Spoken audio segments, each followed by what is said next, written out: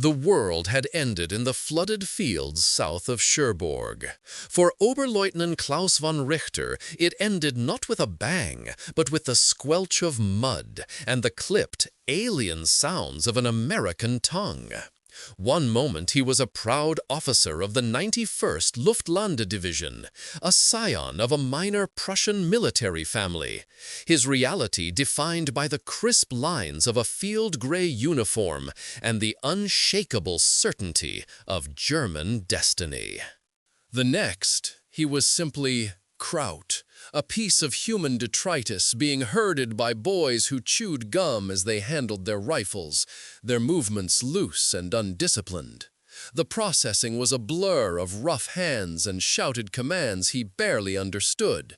Humiliation was the primary currency. They stripped him of his rank insignia, his Walther pistol, and, most painfully, his father's silver signet ring.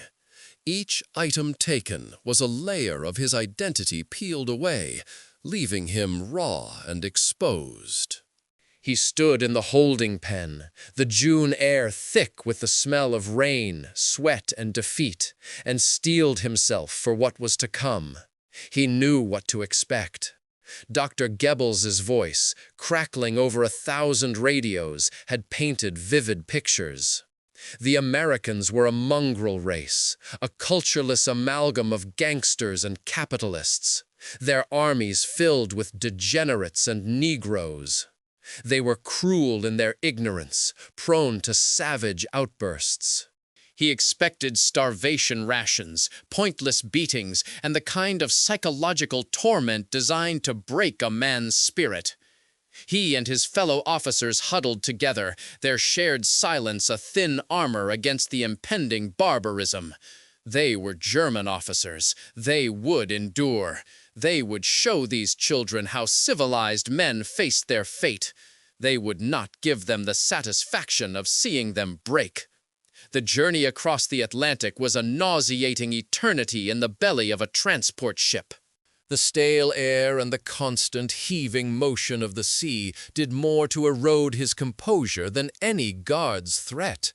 But the beatings never came. The starvation was a myth. The food was bland, tasteless, an endless rotation of canned hash and dry bread, but it was plentiful.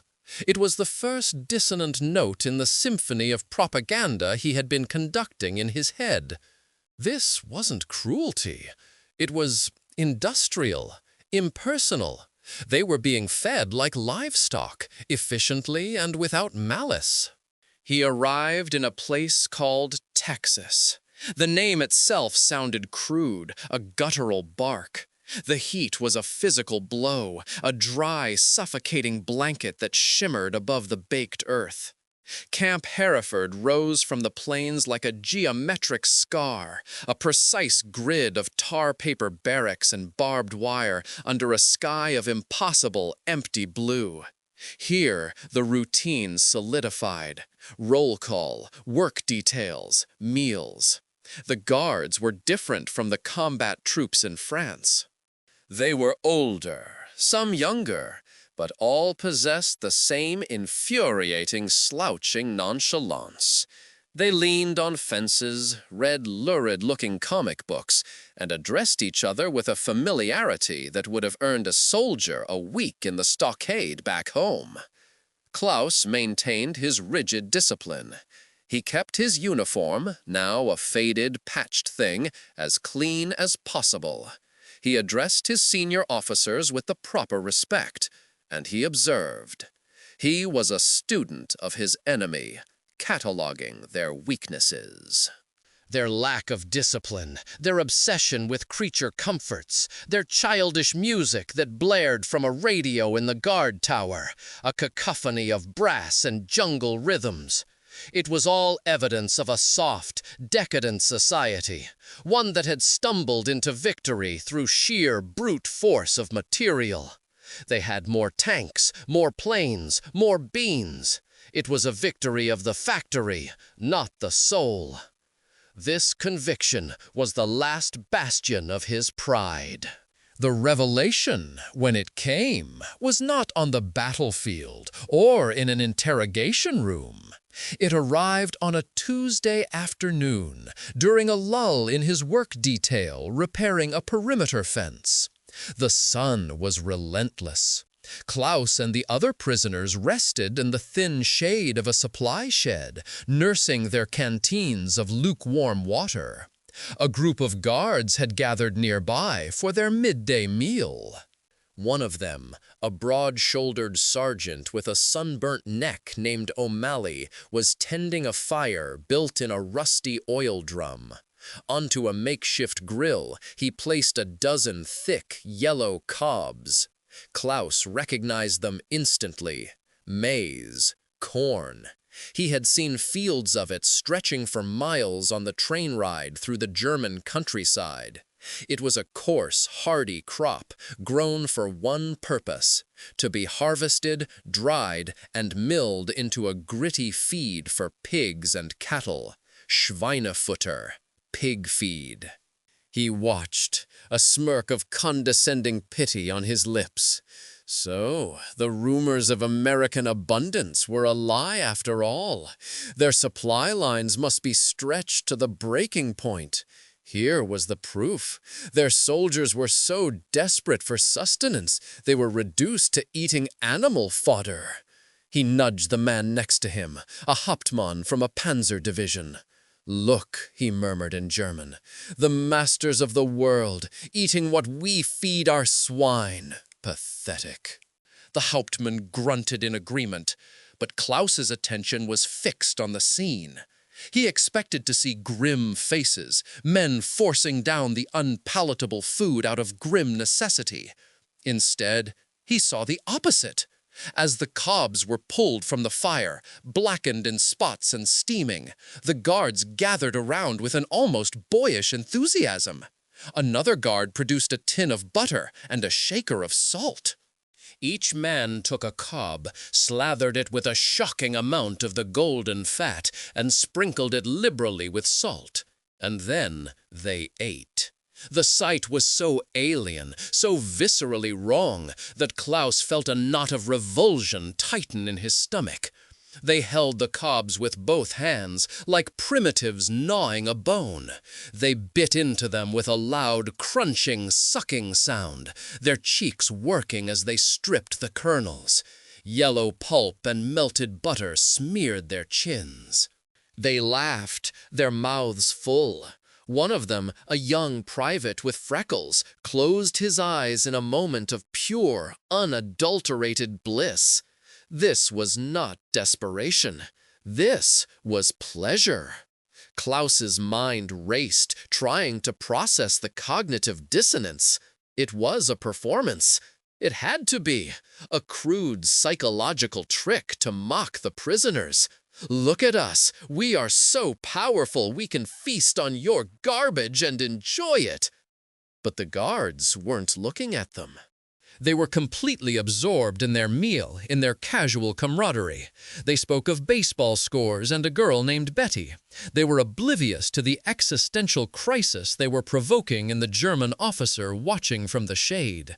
He thought of German cuisine, the slow-simmered perfection of a sauerbraten, the delicate balance of spices in a Wurst, the hearty, dark rye bread that had sustained his people for 1,000 years. Food was culture.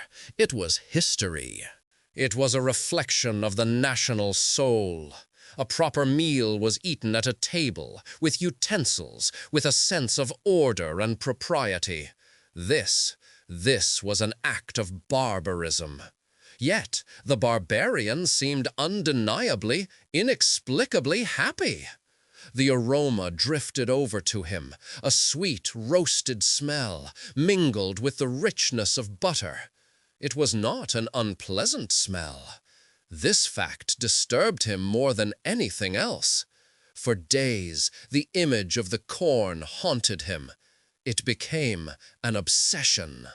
He watched the guards at every meal, hoping to find a flaw in their performance. He saw them eat it again and again, sometimes boiled, sometimes roasted over the fire. It was a staple, as common to them as potatoes were to a German. The absurdity of it gnawed at him. The entire edifice of propaganda, the carefully constructed image of the Untermensch, was being shaken to its foundations by a vegetable. If they were so fundamentally wrong about something as basic as what constitutes human food, what else were they wrong about? The breaking point came a week later. Klaus was on another work detail, this time digging an irrigation ditch near the camp's small vegetable patch, a project the American camp commander had encouraged for prisoner morale and dietary supplement. The work was hard, the sun merciless. He paused, leaning on his shovel, his back aching. Nearby, a young guard sat on an overturned bucket, watching them. He was a boy, no more than 20, with a shock of sandy hair and a face that hadn't yet learned how to hold a stern expression. Klaus had learned his name was Miller, a farm boy from a place called Iowa. Miller was eating. In his hands he held a steaming ear of corn. Klaus stared. He didn't mean to, but he couldn't help it. His gaze was a mixture of revulsion, fascination, and a strange academic curiosity. He was an officer studying an alien species, trying to comprehend its bizarre rituals. He analyzed the way Miller held the cob, rotating it with methodical precision after each bite. He noted the small flecks of yellow that clung to the boy's lip. Miller looked up and caught his eye. For a moment, there was a flicker of uncertainty in the young guard's face. He saw the intensity of Klaus's stare. An American soldier looking at a German POW. In that space, there should have been hatred, suspicion, or, at best, cold indifference. Miller's gaze was none of those. It was questioning. Then the boy's expression cleared, replaced by a simple, country-bred assumption. He mistook Klaus's intense stare for hunger. To Miller, a man staring at food was a man who wanted food. The logic was as simple and direct as a furrow in a field. A slow, guileless smile spread across Miller's face. He held up the half-eaten cob. "Hey," he said, his voice friendly, casual. "You want one, Fritz?" The world stopped. Klaus stared, first at the offered corn, then at Miller's face. The kernels glistened with butter. A wisp of steam rose from it. The offer was absurd, unthinkable. It was a breach of every protocol, every unwritten rule of war and captivity. A guard did not offer food to a prisoner, especially not his own meal. And he certainly did not offer him pig feed as if it were a delicacy. He searched Miller's face for the trick, the hidden barb of mockery. There was none. There was only a simple, uncomplicated, almost idiotic sincerity. The boy genuinely thought he was performing an act of kindness. He was sharing his food. The gesture shattered something deep inside Klaus. It wasn't humanism in the grand philosophical sense. It wasn't mercy. It was something far more potent, an act of unthinking, mundane normalcy. In that moment, Miller was not a guard, and Klaus was not a prisoner. They were just two men in a hot field, and one of them was offering the other a bite to eat. A wave of nausea and vertigo washed over Klaus. He felt a surge of rage, shame, and a profound, terrifying confusion. This simple kindness was more disarming than 100 threats. A beating he could understand, cruelty he could withstand. But this casual, thoughtless decency from a boy eating Schweinefutter, it was a weapon he had no defense against. He recoiled as if Miller had offered him a serpent. "Nein!" The word was a strangled bark. He turned away sharply, his heart hammering against his ribs, and began to dig with a feverish, desperate energy, trying to drive the image from his mind. Behind him, he heard Miller say to another guard, guess he ain't hungry."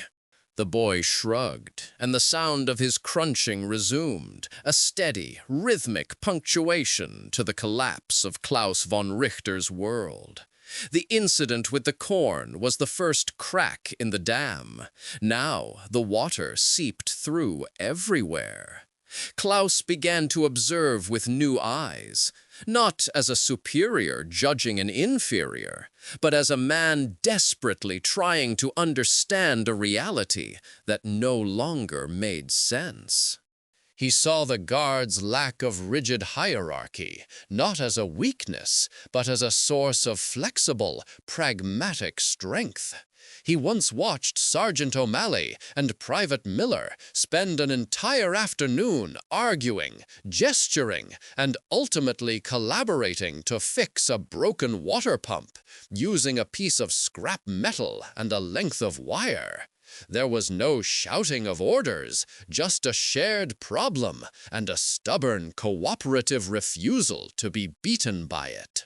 An officer and an enlisted man in the Wehrmacht would never have interacted with such easy, greasy-handed equality. He listened to their radio. The jungle music was called jazz. It was chaotic and emotional, yet underneath the surface, he began to hear a complex mathematical structure. It was the sound of individual freedom expressed within a collective rhythm. It was, he reluctantly admitted to himself one lonely night, astonishingly sophisticated. He talked to his fellow prisoners. Most of them clung to the old certainties, dismissing the Americans as lucky, stupid children. "Wait until we develop the new weapons," they would say. "This is a temporary setback." But Klaus could no longer find comfort in those phrases.